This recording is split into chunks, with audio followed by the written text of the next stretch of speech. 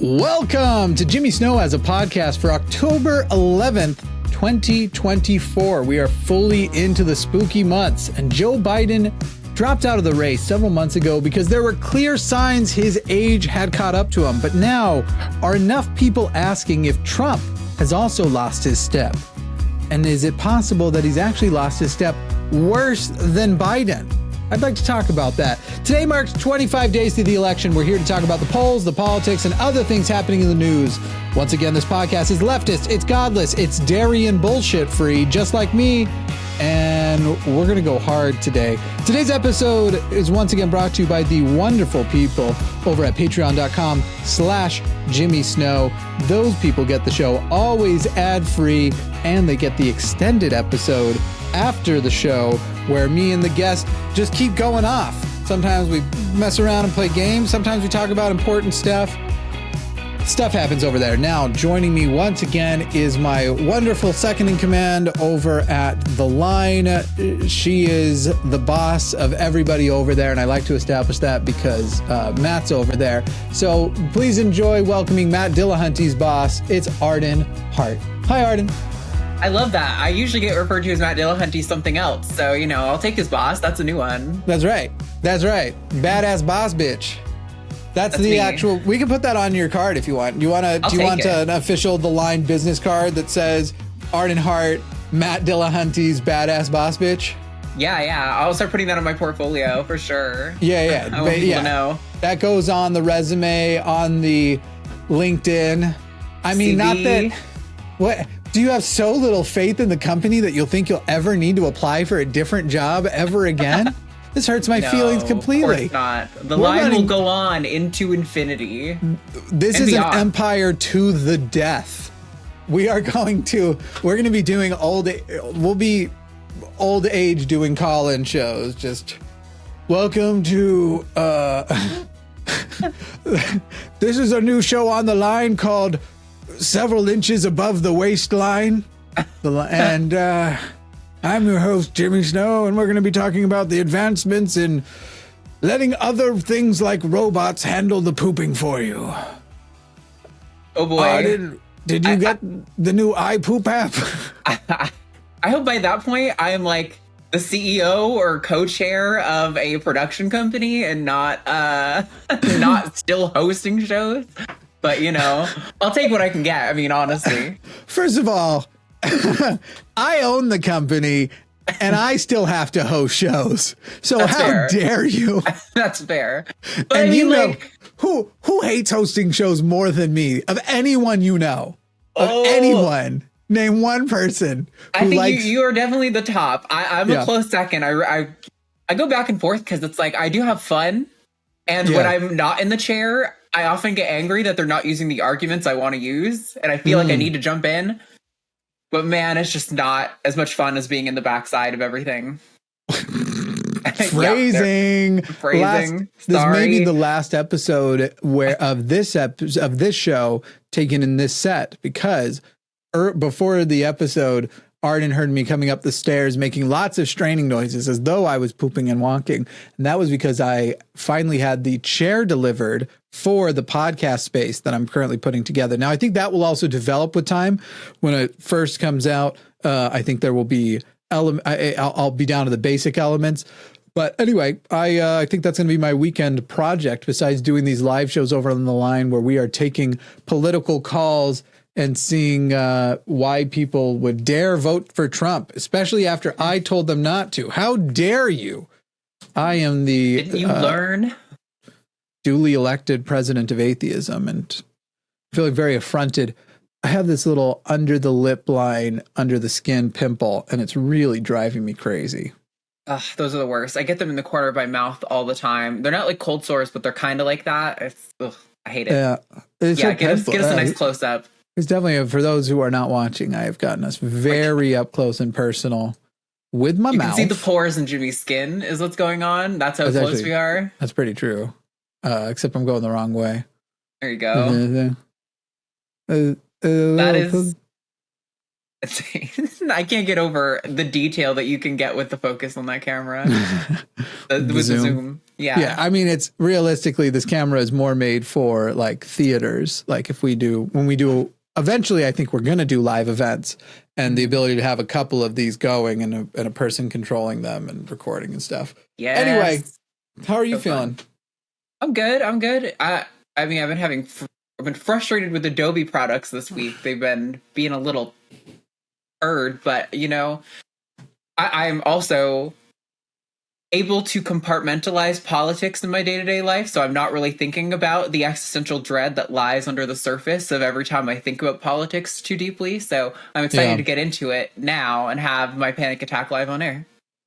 What political things have stuck out for you this week? Is there anything you want before we jump into upvote, downvote? I made the upvote, downvote section a little extra short today because I feel like you and I are going to go off about this final topic. And then at the end of the show, we're actually going to read off some of the mean comments people leave on our YouTube channel and see how those feel. See how those hit I had asked her before. At first I was like, oh, why don't I pick 5 mean comments for Arden and she can pick 5 mean comments for me? But then I realized we'll probably be too nice if we do that. So we've actually just chosen our own mean comments because I don't even know if mine are particularly no, I got mean. Confused. I picked them for you. I thought I was picking them for you. You picked 5 Jimmy comments? All right. I did. We can just shit on me. I mean, okay. Yeah, that's fine. We'll just fair.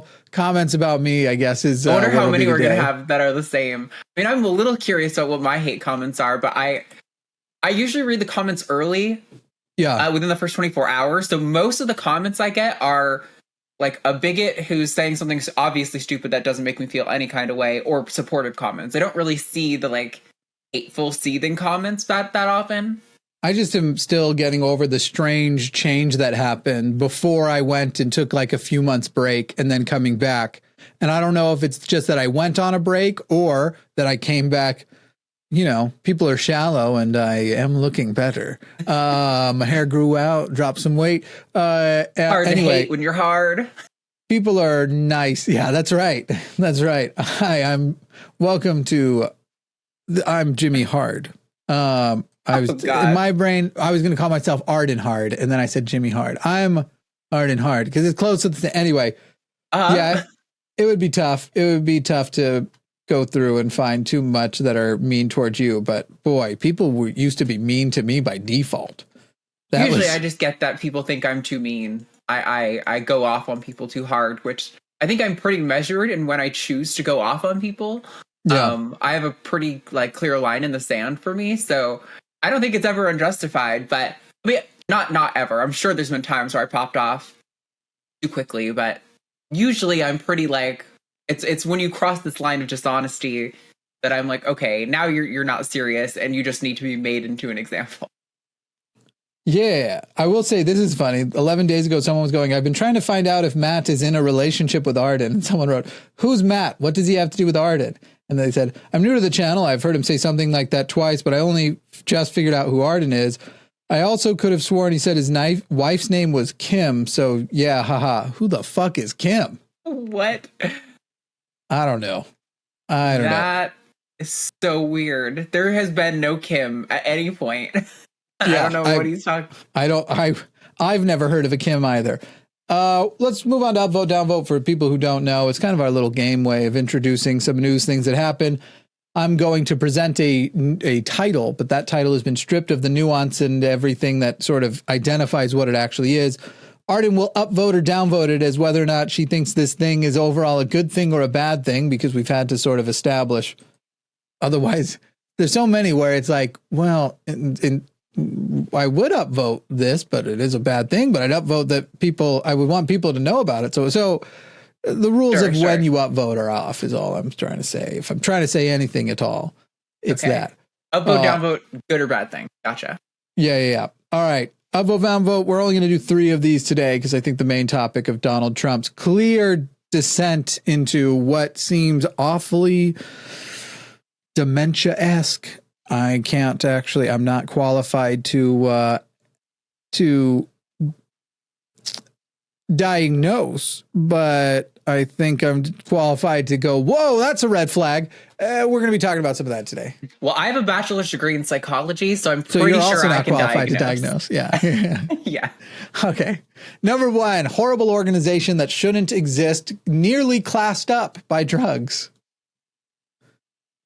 Downvote. Downvote. Yeah, no, actually, this is good.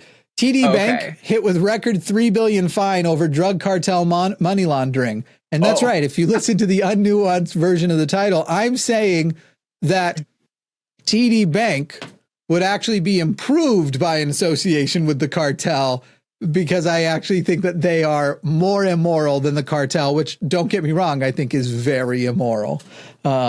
Anyway, TD Bank, this according to CNN Business, has been hit with a record $3 billion fine over drug cartel money laundering.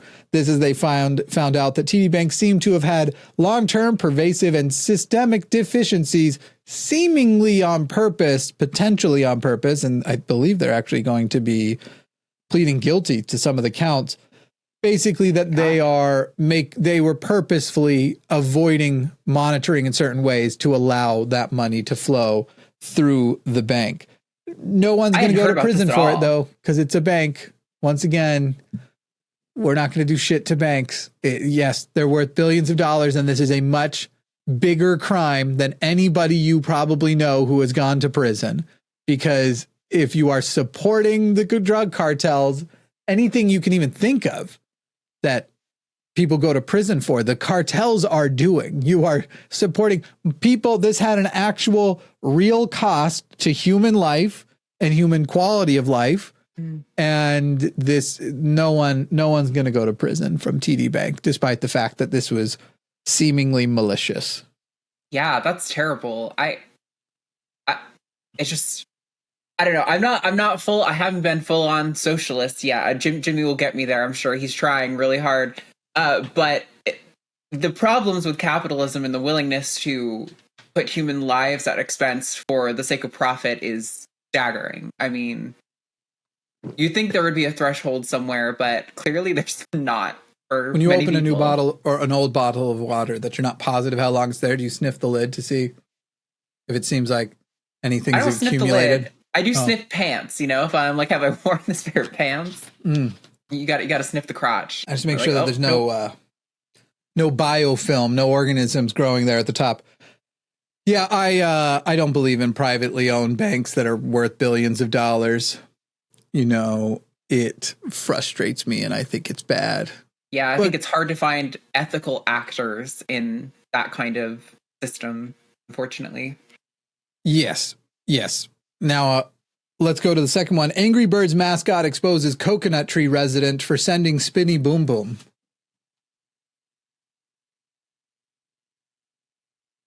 Do think out loud. This is a podcast. So wait, yeah. Can you read that title back to me again? Angry Birds character? Angry Birds mascot exposes coconut tree resident for sending spinny boom boom. Exposes coconut tree mascot. Resident. Angry Birds mascot exposes coconut tree resident for sending spinny boom boom. For sending spinny boom boom. Mm-hmm. This feels like a bad thing. The sending spinny boom boom feels like a bomb or a missile or something. So I'm going to say bad thing on this one. Thumbs down. Yeah, I'd say that's probably right, according to Raw Story. So listen, Angry Birds mascot, I don't know if you've seen Alex Jones go crazy and how red he turns, but I think he looks like the main bird from Angry Birds. I don't know. Is anybody else getting that? Just a round little red angry thing? I could have guessed for like 100 years, and I don't think I ever would have said Alex Jones in connection to Angry Birds mascot, but fair enough. I see the red. Coconut tree resident is pretty clearly Kamala Harris. Sure. Because that's what her mom used to say. What, did you just fall out of a coconut tree? She would have had to have been in the coconut tree. And then spinny boom boom hurricane. So this according to Raw Story, okay. Kamala Harris, quote unquote, is in control of this hurricane using weather weapons. This is according to Alex Jones, who on Tuesday kicked off his broadcast by promising to explain how he knew the government could control the weather. Here's a quote. I'm going to be covering today, and I've sent the crew over 20 clips, and I've got over 100 documents right here, he explained. I'm going to do a big presentation for everybody on what's really going on with weather weapons. And then we have bold headlines that I put up on X that the Kamala Harris, the Biden-Harris administration is in control of this hurricane. So they have power certified easily with just 5 or 6 big aircrafts. And that's the old technology, not the lasers that are all certified in the Doppler radar. They also have on ships and in large oil drilling platforms that they've launched. They could totally just make this thing stop and dump the water in the ocean. That's according to Alex Jones, who doesn't seem to ask the question if the government has this power, and he refers to it as with old technology.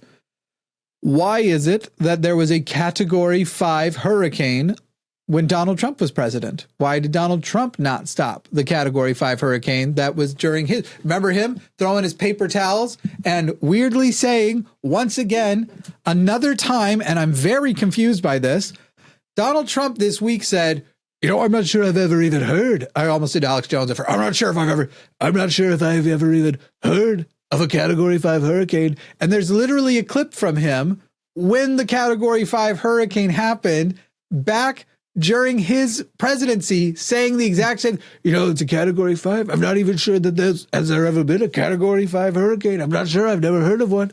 He hasn't just said that once. There have been several. That 5 times. It's bizarre. It's like we're going to be getting to this, but I think he is stuck back in the 90s when that was kind of so rare that they were like, nobody alive had seen a Category 5 hurricane. And now we're seeing them, every year pretty much. Not to mention, people also we need a new categorization for the hurricanes, because Category 5, you just think 5 means it's the worst because it's the highest category. But in reality, this Category 4 hurricane that hit, it might have even only been a 3 when it hit land, had more energy and destructive power in it overall than other Category 5s have had in the past. So the whole thing wind speed does not determine how bad a hurricane is going to be, though higher wind speeds do indicate usually higher energy. But now we have these super high energy but slow moving hurricanes that are almost more dangerous and often are more dangerous. And so we also need to just figure out maybe just adding Category 5 and then a letter that sort of is and here is the equivalent of the amount of energy in this in atomic bombs, for example, which, by the way, a hurricane, this thing that they think the government is controlling, has the same amount of energy as 15,000 Hiroshima atomic bombs or 3,300 of the biggest Tsar bomb, the biggest nuclear bomb that's ever been detonated. So that's fine. That's the world we live in. Thoughts, Arden? Put a bow on it. This conspiracy particularly is just so my parents live on the east coast of Florida. They are safe. They lost power. There's quite a lot of flooding, but there's not as much damage as you might expect. And so they got really lucky. But somebody who's been a guest on the line several times, Roxanne Naya, her home was just off the coast in Tampa. Literally, she posted a picture of the path of the hurricane. I gotta go look at this. Her home was right next to it. It's been devastated. It's been condemned. She doesn't know when she's going to get to go back. And just recover stuff? Yeah, to even recover any of her things or anything. She can't know. She doesn't know how much damage has been happened or how much has been lost. It's just so many people's lives have been absolutely upended and ruined. And it's I don't know. There's no floor to how low they'll go to lie, to try to manipulate the American electorate. And I've already seen videos of Trump's supporters, showing up to rallies and shit, trying to concoct on the fly how that might be the case. Clearly not in advance thinking, here's the argument I'm going to use. They're just in the moment trying to create how it could happen. And it's truly disturbing the degree of cult-like mentality that they go to try to manifest the things that they say into truth. It's insane how they will wholeheartedly attach themselves to conspiracies that can't be proven, but ignore the ones that literally are happening out loud in front of them. That there is literally a corporate conspiracy to not give a fuck about climate change, to not revert. It's because the billionaires, they're fine. What's the worst that's going to happen? One of their houses gets lost? Oh no, where will they go ever and find another one? Except for like the bunkers they're building into Hawaiian mountains. They'll be fine. They don't give a fuck. They're not worried about you. They're not worried about your home. And yet there are these people who are sitting there going like, the government, the people right now who are actually making sure federal aid is available and ready and fast and trying to warp speed different programs and make sure people are taken care of, to the point that even the Republican governors of these states are going like, yeah, the Biden administration has basically said no to nothing. They have given us whatever we need as fast as we need it, given us the direct cell phone number of the president so we can call at any time and request anything. And all of that is moving fast. And Donald Trump's sitting there going, and they're trying to get a hold. They can't find Biden. He's not responding to this, and he's not taking care of them. And he's forcing a situation where Ron DeSantis is in these press conferences and they're asking, wow, Donald Trump said this. Is that true? And he just has to sit there and be like, the federal government is giving us all the resources we need as quickly as we like. He won't say directly Trump is lying and Biden's actually kind of nailing it. But one wonders whether or not even Ron DeSantis is going to vote for Trump this time around. I doubt he's going to vote for Harris, because he does give off the vibe that I don't think he would vote for a non-white person, but he gives that vibe off. But I kind of wonder if he's not going to vote third party or write something in.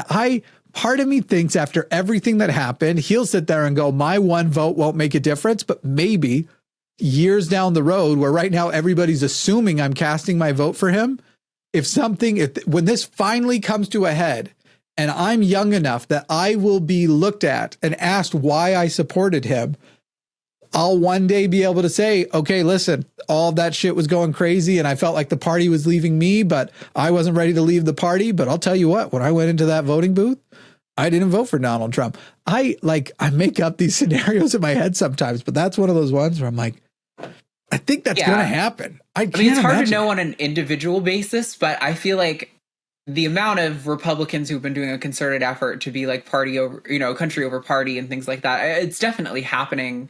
That movement is there, but the question is whether it's enough, to stop this fascist, lying, addled lunatic from taking office. And is Ron DeSantis enough of a subby little bitch boy that he's actually going to press the button for the guy who was calling him Ron DeSanctimonious?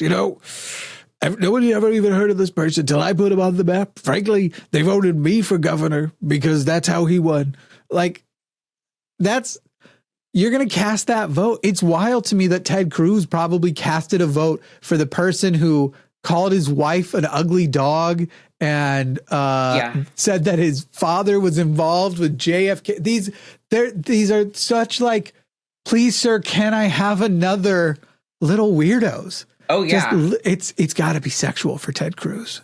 I genuinely feel like for many of them, there is an element of that. Particularly JD Vance to me gives huge sub vibes. But I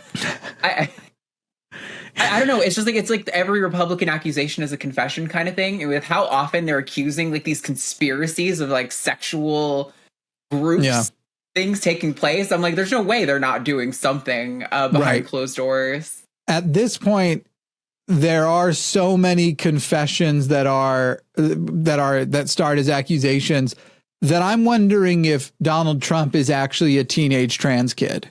Like that's because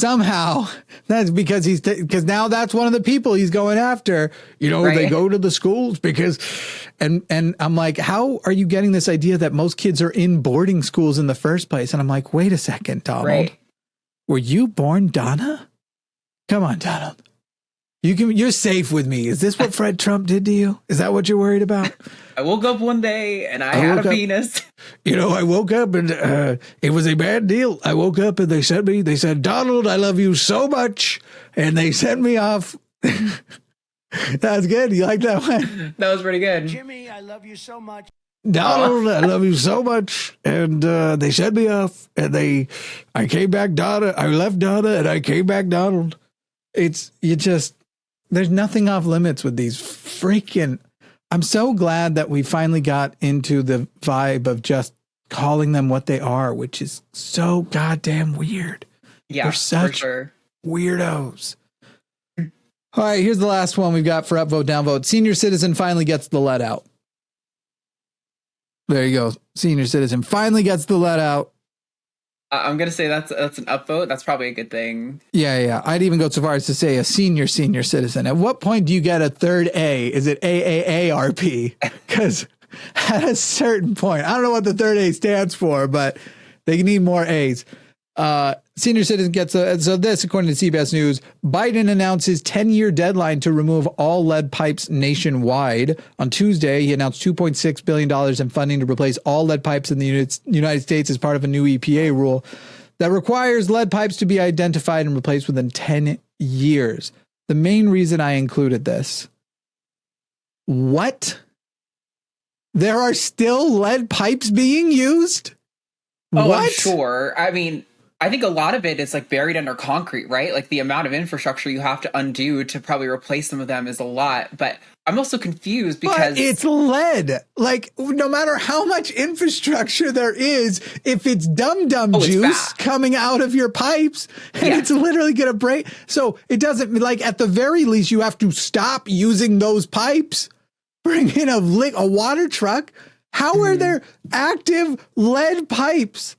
And it says, what is it? The city of Milwaukee, where Biden made the announcement, has 65,000 lead pipes. Oh my God. 65 would feel crazy if they were like, we've actually identified 65 locations, but 65,000 lead pipes in one town, not the country, Milwaukee. Now I understand why everyone's voting for Trump. They've all been drinking lead water. There you go. They're just honestly, it all makes sense water. Now. I love it. The thing I don't understand wasn't the recent Supreme Court ruling supposed to be blocking the ability to enforce EPA guidelines like these? I don't know how that's going to affect it. I just know that this is crazy, and it's so crazy and so obviously flawed and such a problem that I have no doubt within a year. And this is a joke, but it's also not. I'm actually kind of predicting it. Within a year, Marjorie Taylor Greene and Alex Jones will start calling into question whether or not drinking lead is actually bad for you, or if they're actually hiding from you that it's possible it can deactivate the 5G chips. Because what do you have to do? Like, this is how it would be. I'm just going to be making up new conspiracies every episode. Y'all saw the peanut butter and jelly one last time. If you didn't see it, go to Instagram. It's some of my best work. Anyway, the peanut butter and jelly sandwiches are proof that the government is surveilling you. What do you use to block X-rays? What do you use to block signals? What do you use to make a Faraday box? Lead. They don't want you drinking lead because the 5G brain control chips, it interferes with them. That lead will block them from being able to control you. Not only do I not feel like this one's the one we did last time with the peanut butter and jelly, AKA KY jelly, Kentucky jelly, state government. Anyway, whatever the line was, that one was at least a joke. This one I'm saying and fully expect within a year to actually hear it said unironically. Honestly, if it comes by the end of the week, because this is a recent Biden move, I genuinely wouldn't be surprised. But I have to ask, where is the line between where we have to reach out to these people and really try to convince them and to when we say, you know what? Drink all the lead you want. They'd still get to vote. They would still get to vote with all of that. It just fucks up your head. It just makes you just a nonsense person, and they would still get to vote. More nonsense than they already are. In fact, can we check Marjorie's house for lead pipes?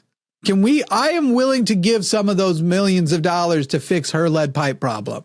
I have a feeling that they're going to find something there, and Boebert and Gates and maybe just most of the red states need it. But I don't. And here's the worst part is it's also possible that somebody's going to hear this podcast and then go troll in a subreddit, and then it's going to become a real conspiracy. Somebody's going to go to a subreddit and be like, I actually heard the real reason they don't want us drinking lead is, and they're just being silly. And then it'll catch on. Oh, excuse me. Yeah, I mean, that's how the whole eating dogs thing happened, right? It wasn't really like a joke, but it was somebody just kind of like off the cuff saying something not very seriously, and it just caught fire. I mean, Did you see the guy from The Daily Show this week interview the woman who was responsible for the Dominion lawsuit? And that it's literally the email she sent, where in the email she's saying like it's the thing in common is the Dominion, the Dominion machines, and they're happening here and here and all this stuff, and there's huge discrepancies. And then she tells them her source is the wind, who tells her she's a ghost and she is communicating to them. That is the email that what was her name? Maria Cornucopia or whatever, Markova, blah, blah, blah, blah. The Fox News host, that's the email that Sidney Powell, that Rudy Giuliani on Fox News, this was the information that then Carlson was repeating and a bunch of them were repeating, and is why they had to pay a nearly $1 billion settlement to Dominion for this misinformation, and ultimately got Tucker Carlson fired because nobody was bothered by the fact. And not only that, the woman revealed they took the email, they cited the email. Not one person from Fox News reached out to her after receiving the email. They just took it at face value and did zero follow-up. But Fox News is a place where journalists go. Yeah, it feels like, I don't know, it's hard because what do you do about that, right? Like, if you enact laws to stop Fox News from doing what they're doing, you start to look like the fascist who doesn't like free speech. And I'm like, where I don't know what to do about that. Like, we have to be able to combat this stuff, but most of the resources and tools available to us to do that are not really an option. So I don't know what to. Yeah, clearly the answer is more debates where we agree that fact checking would not be happening. We agree that fact checking was not allowed. That's clearly the answer. I figured it out. I don't know what to do here. These people are just so awful and so stupid. Any other new headlines before we talk about this story out of the New York Times, but also just things that we've already seen? Here's some fun highlights from the last several days. Apparently, there's a big thing happening today from the Detroit speech that Donald Trump just gave. There's a bunch of people saying he was farting a lot. I love that one. Just letting them rip. Hey, listen, it's a bodily function. I can't judge a man for wanting to rip ass. Frankly, you pooped your pants. Okay. I didn't poop my pants. You pooped, because I poop rainbows. I poop the rainbow. If you go and you look, it's going to be Skittles. There's going to be Skittles falling out of me. Taste of the rainbow. They say, well, I don't. Not the gay way, though. Not the gay way. Frankly, not the gay way. We are going to taste the rainbow, people. You know, people have never heard of a rainbow. Rainbows after, they say, sir, there's rainbows after it rained, and now there's a rainbow. And people have never heard of this. Rainbows after rain. No one had heard of it before. That's sort of making fun of him saying no one's ever heard of hurricanes in October. Right. You know, peak of hurricane season. No one's ever heard of it. No one has ever heard of it. Anyway, I'm excited to jump into also these comments at the end. So I'm gonna move us right along.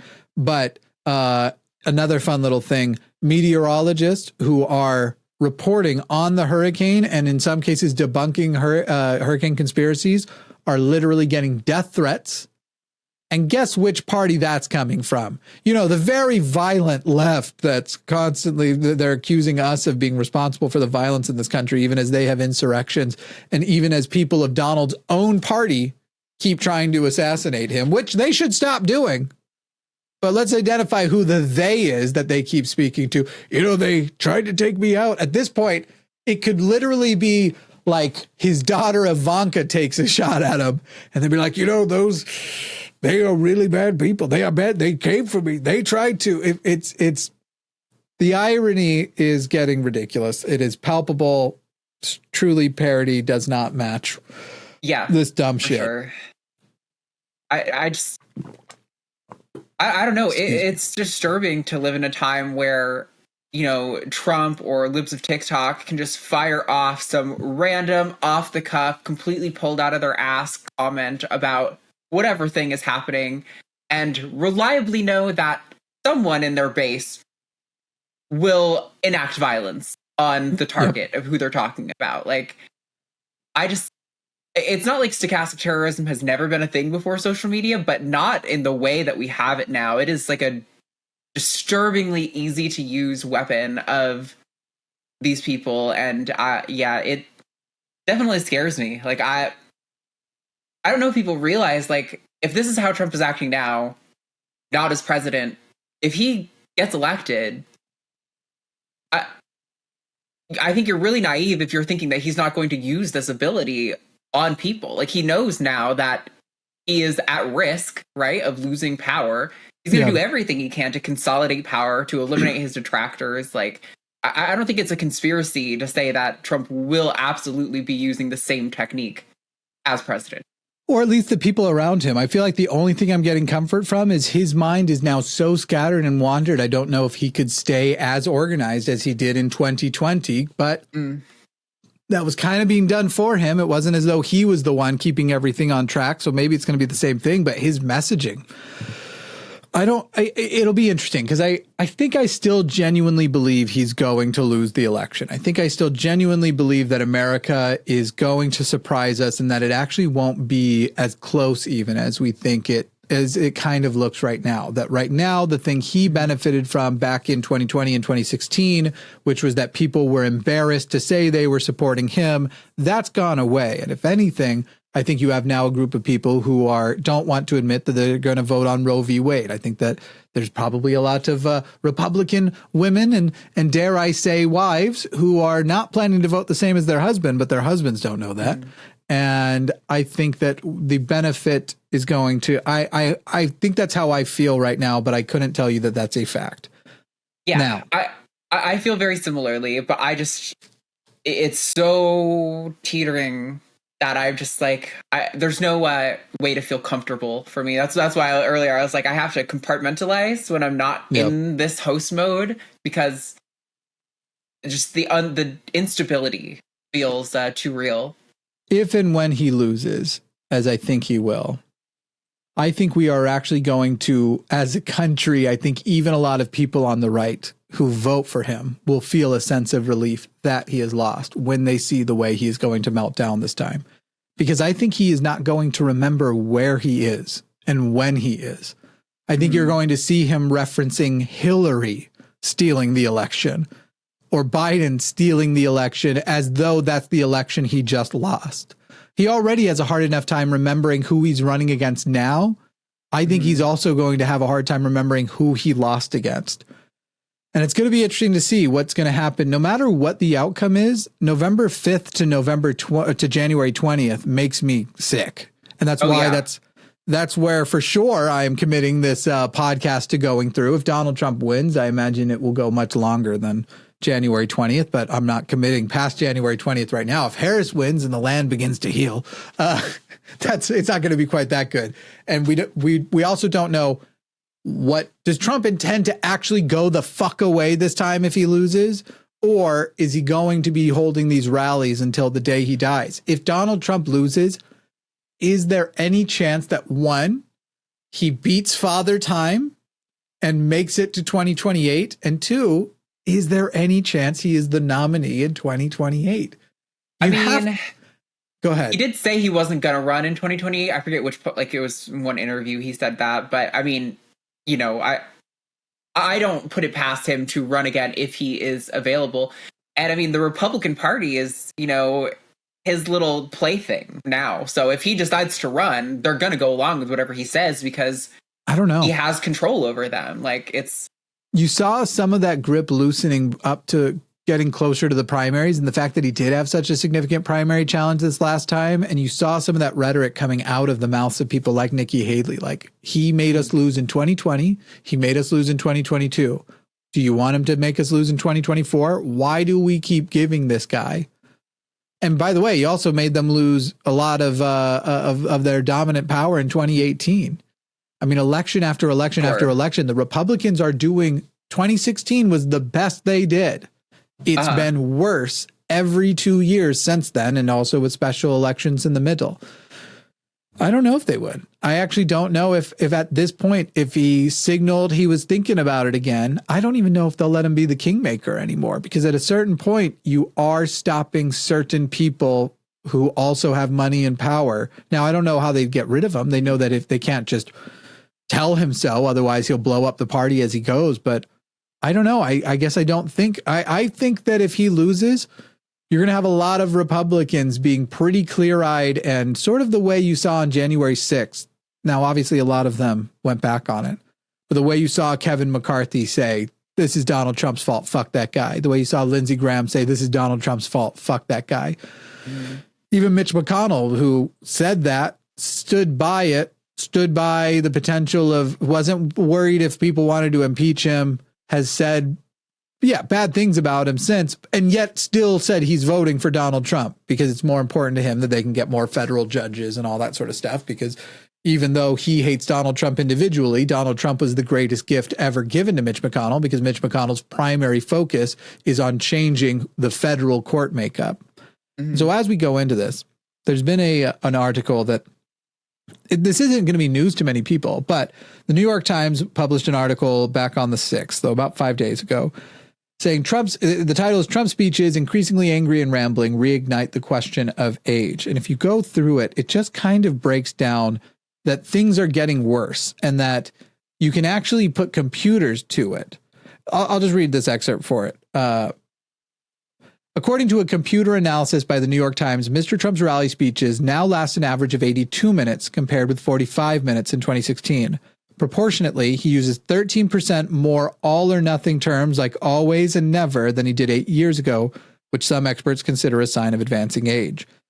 That's like the mildest example, but I feel like I've been watching his speeches. I watch a lot of his rally speeches, and this year, this has been true the whole time that he's been doing it. I've been doing this since 2015, watching his rallies and his speeches, and the whole time being like, do I just hate him more, or is he worse? And actually, I think it's not in our imagination, and more people should kind of take a look at, not only does he seem worse, he seems much worse. David Pakman does a good job of like covering every instance, the way he trails off and rambles. And now he's trying to convince people. It's like a type of gaslighting, that this genius thing he does where, he's talking about this and then he jumps to this and then he jumps to this and then he jumps to this with no seeming connection. But then he goes, and I call it the weave because, then I'll say one sentence that brings it all back together. But the sentence that he thinks brings it all back together is gobbledygook. Yeah. It's nonsense. It's interesting that you pointed out that specific element of Trump, the significantly increased rate of like all or nothing speech, because I'm pretty sure I don't know if it was our last episode together or for one of these Cause I Wannas or if it was a different episode, but recently on the line, I had pointed out that I've been noticing him now. Everything he says is always the worst it's ever been. Right. Nothing like you've ever seen. The best I could ever do. It's always like it's incoherent because he starts to do like mutually exclusive things too, where it's like, this is the best ever. And that's I can't pull examples to my mind exactly, but I think everyone watching will have heard recently several statements from Trump that are like that, the most exaggerated form possible of I like when he contradicts himself, but then he defends it with like the contradiction is his presence. So it'd be like, when you look at Joe Biden, what he is doing to the stock market, he is doing terrible things to it. It's doing awful, but it looks better than ever because people know that Trump is coming back. So it looks really great because Trump is coming back and it's really good. It's really good, but it's also the worst it's ever been in the history of our country. That's the stock market. What he's doing, people go, wow, he doesn't even know. He's just up there. What he's doing to that stock market. And it's just that. It's just rambling on and on, contradictory to itself of, it's terrible, but any sign that it's actually not and that what I'm saying doesn't reflect reality, that's true too, because I'm here. So the stock market is the worst it's ever been and the best because they know Trump is coming back. That's it. Yeah, it doesn't make any fucking sense. Here's an excerpt from the beginning. With Mr. Biden out, Mr. Trump at 78 is now the oldest major party nominee for president in history and would be the oldest president ever if he wins and finishes another term at 82. A review of Mr. Trump's rallies, interview statements, and social media pages finds signs of change since he first took political off stage in 2015. I've noticed kind of what you're talking about, though I had already noticed that was the case, that he often likes to use all or nothing. But yes, there's been an increase. Now, as it mentions in here, his speeches have gotten darker, harsher, longer, angrier, less focused, more profane, and increasingly fixated on the past. And one of the things that I've noticed is that it was happening slowly, and then these assassination attempts happened, and now it's happening more. This is a man who has a history of dementia in his family, and I'm not actually diagnosing him with anything. But as far as things like that go, the added stress of what are traumatic events, like I have no doubt he was traumatized by at least the first one. The second one, it seems hard to like, oh, hey, we're not, you can't even see it, but just so you know, we're clearing up ahead where somebody else was waiting. But still, that the way that rides in your mind and brings back the event that just happened. This is a man who is, even if he isn't demented, he is losing control of his own reality in a very literal way. In his perception of reality, his perception of himself as a sort of, honestly, he seems like the kind of guy who thinks he's somewhat immortal, somewhat godlike. And yet he bled on a stage for everybody to see. And I think that has hurt him more than anybody. Now, he clearly has godlike ear healing powers. Still haven't figured that out. Still have not figured out. No sign. I know people who have scars from having their ears pierced for a few days and changing their mind. And you can always see where the ear was pierced. I don't know. I do not entertain any of the conspiracies that it was it was ketchup or whatever that shit was, but I would like an explanation. I stop enabling fascists by not letting us lie. Yeah, go ahead. I was just gonna say, I think I wish we didn't have to talk about the age, because the age in and of itself to me should be an irrelevant factor, but I do think that it is compelling to a lot of people. Much to my mom's dismay, I can't help but debate my family members. And so I was talking to my stepdad when I was visiting home earlier this summer. And the thing that he's really convinced of, and he's like, I'm going to vote Democrat for the first time in like 4 decades or something like that. He said, I think I'm going to vote for Kamala. Well, he said Kamala. But the reason is because he doesn't want an old man in. He's like, I think the time for the old guys has passed and we need the next generation. And that is really compelling to a lot of people. But it shouldn't be in and of itself. But in Trump's case, he is so devolving and, like you were saying, like really focused on the past. And I realize that's like Kamala's talking point. So some people might balk at that. But I mean, like, that's literally everything he talks about, getting revenge, right? Now, that's in the article, though, too. He often is speaking as though he never got out of the 90s, that he often is talking about, he'll reference people who died in the 90s and early 2000s and be like, what happened to that guy? Where is he? Like, famously died people. And the movies he references are always from that era as well. He's stuck in the past in many different ways, but I hear you on like the age thing. Obviously, to just say no 80-year-old could be president is absurd. Bernie Sanders, I'd give the presidency to right now, and he's older than all of them. However, it isn't unreasonable to go, what percentage of, in the same way we could say, what percentage of 10-year-olds will be cognitively able to run the country? There might be a number above 0. There might be somebody born with such an advanced brain condition that they actually very well could run the country. I kind of doubt it. It might be 0. But to then go, okay, what percentage of 78-year-olds will be cognitively able to run the country? I don't think is ageist to identify and go, it's probably not the biggest number. I don't think it's above 50%. I don't think it's above 20%. Then again, I don't think 50% of Americans are cognitively able to run the country, even of just adult age, if we get rid of the children. So now we've got this remaining pool of 50 and we break those up into age. Let me just say, hypothetically, 50 people at least could meet the cognitive criteria, even if they weren't qualified. 50% of people could meet cognitive criteria to run the country. First of all, I don't think he passed that back in 2016. But if we just take him out of it, we could say, what percentage of 78-year-olds would be cognitively capable of running the country? I suspect it's a single-digit number. And I don't think it's wild if it is a single-digit number to say if only 5% of them would be. What should we put into place to try and identify whether or not that's one of the people we have before us? Mm-hmm. And it seems like it should be something. It seems like some sort of like, he wants to talk about these cognitive tests. Let's see his cognitive test that he passed, because it seems to be just a basic Parkinson's check. And by the way, I'd even like a recheck on that.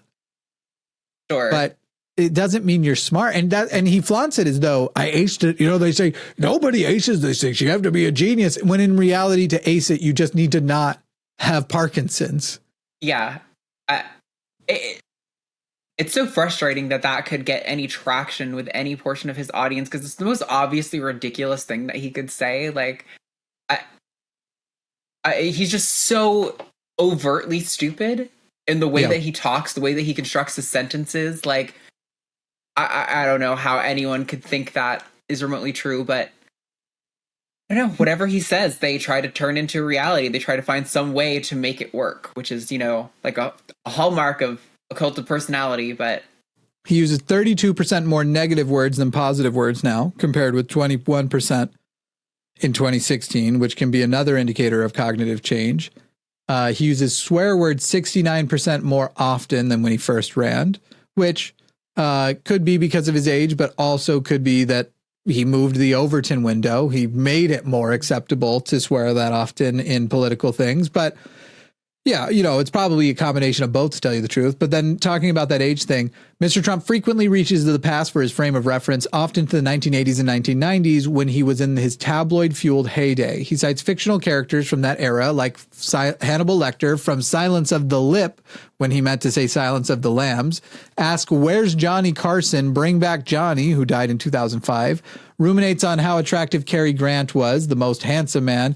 And he asks supporters whether they remember the landing in New York of Charles Lindbergh, who not only was that not recent, Charles Lindbergh landed in Paris long before Trump was born. Like a long time before Trump was born. Huh. Do you guys remember when Lindbergh dropped out, when he landed? We all watched that plane together land in New York City, even though that is not where he landed. Yeah. Confused about modern technology, saying most people don't even have any idea what the hell a phone app is, even though 96% of people have smartphones. They actually do know what an app is. It used to be a meme. There's an app for that. Like, what is an app? And he uses apps. So it's in his mind, he hasn't been able to just connect. Hey, you know how when you go to your phone, you click Truth Social? Yeah, you're clicking an app. That's the app. And if you don't want that app anymore, you can uninstall it, and then it's not on your phone. If you want it on your phone, you install it. It's an app. App stands for application. I assume you've used Microsoft Word in some point in your life. And what's wild is he could just Google a lot of this stuff, but he doesn't. He just assumes whatever he thinks is correct. I prefer Apple Documents from Tim Apple. I'm not a fan of Bill Microsoft. Not a fan. He's putting things in the vaccines, frankly. He's talking about building the Panama Canal. He's talking about losing people to malaria and mosquitoes, but then it goes off into just some other weird tangent where he then calls losing the people to mosquitoes one of the true great 9 wonders of the world. No, never mind. One of the 7. Just happened a little. This is the full quote. We lost 35,000 people to the mosquito, malaria. We lost 35,000 people building. We lost 35,000 people because of the mosquito. Vicious. They had to build under nets. It was one of the great wonders of the world. As he said, one of the 9 wonders of the world. No, it was one of the 7. It just happened a little while ago. He says 9 wonders of the world. You could make 9 wonders. He would have been better off if he stuck with the 9 and just said, yeah, I think it's 9. So that's a man who might have the nuclear code soon. Again. Yeah. What's also shocking to me is we've been doing these weekend shows. There's going to be one tonight. I'm assuming this is going to get uploaded before the show tonight, but yeah. There's going to be one tonight and one tomorrow where we're asking Trump supporters to call in and explain to us, try to justify why they're voting for Trump. And we rarely get people who are super serious. We usually 1 or 2 an episode, somebody who's like, well, no, this is really my reason. And it's maybe a bad reason, but they're sincere. Most of them, though, are trolls who just kind of want to fuck with us and like say ridiculous things and think that that's okay. We should change the title to tonight. I'm going to do it right now. I'm going to click, I'm here and going to go live, and I want to focus on this specific subject and sit here and go, my thing's loading slowly. So I was trying to talk as I do it, but I'm having a weird, I think I need to wipe out some cookies. You know, people don't, they say there's cookies in your computers, but it's not quite like a cookie I've ever had. You know, cookies are not, by the way, just so you know, before you do that one is saying that there's a duplicate stream key and we'll need it's because they're both up already. Need a special stream key. I'm going to change it to, is Trump smart enough / too old to be president? And I'd love to have people call in tonight and actually tell us whether or not they actually believe he is sharp enough.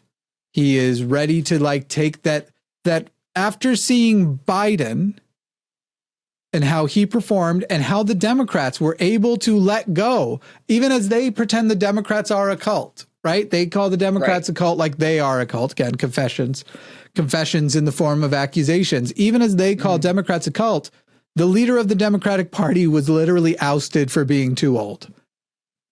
Look at yourselves, Republicans. Can you do that? Right. The reason Democrats fall in line is because most of us are strategy thinkers. We're not like, oh, I love Kamala Harris so much, I just really want her to be president. It's like, oh, this is our window of opportunity into really ensuring victory. Let's fall in line and be firm behind her. Right. I intend to agitate the shit out of her when she's president. Absolutely. As you should. Yeah. I will not be and people, it's funny. I remember in 2020, people were like, oh yeah, you know, and then you get Biden and you're just going to act like everything. You guys have just acted like everything he's done is great. I'm literally like, go find me a clip of me doing that once. I've had people at the show push people who work here. You know, one of them, you sleep with them. I've had people basically be like, you're kind of a dick about Biden. Like, he didn't say that, but it was like, he's really not as bad as you think he is. I absolutely will vote for Kamala Harris. And then you're probably going to see a similar level of, here are all the ways she is letting us down. Here are the promises she's not keeping. Here are the things that she should be clear-eyed about and yet is acting like it's a complicated scenario. I'm not going to be nice about fucking shit because she will fail to meet the moment, and I'm going to tell you all about it. But it will be better than the democracy coming apart, as will happen under Donald Trump. Yeah. Yeah, no, absolutely. I've said this so many times, but you don't have to like Kamala Harris or support everything she does or everything she stands for or every policy she has to recognize that the third party candidates are not going to win. The winner is going to be Harris or Trump. Yeah. And one of those outcomes is better than the other. You don't get credit for not pulling the lever, right? If this is a trolley problem, you don't get credit for not pulling the lever and saying, oh, it's unfortunate, 200% more people died, but I didn't pull the lever, so it's not my bad. No, you had the opportunity to pull it, and you chose not to. That is the same to me as, like, actively pushing it towards the worst outcome. And now that Jill Stein's team has acknowledged they don't intend to win, they just intend to deny Kamala Harris places like Michigan and see if they can make Kamala Harris lose those. In other words, Jill Stein has essentially endorsed and acknowledged that she is working on behalf of getting Donald Trump elected. Well, she has been called a Russian puppet, so yep. You're the puppet. That's what Trump said when Hillary said it back in the day. She is a piece of shit, and you are if you vote for her too. All right, we're going to move to the after show, but we are going to be reading. We're going to do our mean comment reading over there. Do you want to pick one? Give the people a little bit of a preview of one of the comments. Apparently they're all directed at me. I thought we were finding ones for ourselves. They're all going to be directed at me. Go ahead, I misunderstood. I do have a good one, though, on this note of the third party. Yeah. Okay. Jimmy, you are not a socialist. You are a liberal. No, I'm not. You're not even voting for Green or PSL. You're voting for an imperialist warmongers. Yes. And imperialist warmongers. Uh-huh. Socialists don't do that. Yes, they do. I love it. Actually, you can even read socialist theory from even early Marxists, and Marx himself understood it, working within the institutions and with the people toward an end that actually was achievable. And to the person who left that, I'm sorry, you don't care about the trans people in your life. I'm sorry, you don't care about the women in your life and other uterus havers. I'm sorry that you don't care about the medical care that regular citizens need. I'm sorry that you are so comfortable with the extreme cost to others. Here's the thing about the person who left that comment. You're not a humanist, and I care way more about that than whether or not you're a socialist. And my humanism compels me to act even toward something that isn't perfect for my socialism. And you should be fucking ashamed of yourself that the humanity of other people don't matter as much to you than whether or not you feel like you are winning a literal contest that you can't win. Your third party can't win. And you won't even support the thing that reduces harm and will save more people's lives than the other. You disgust me. And as far as mean comments go, I think you make yourself look more like shit than you have succeeded to make me look like shit. But that is where we're going to play out the music on. And encourage people to go to patreon.com/Jimmy Snow, and also go to youtube.com/at Q&A line tonight for the live show, where I will be joined by Forrest Valkai, and we'll be taking calls on this whole Trump thing, Trump's mind, whether or not he's the guy, the one. They call me the chosen one. Am I? I was chosen from God above. We're going to be talking about that live on air. You can go to the after show, hear all this stuff. I actually got a few more than 5, but we'll see. It is funny that comment was calling me not a socialist, and yet one of the other comments I actually received today, was this one. Jimmy really left his veil fall here.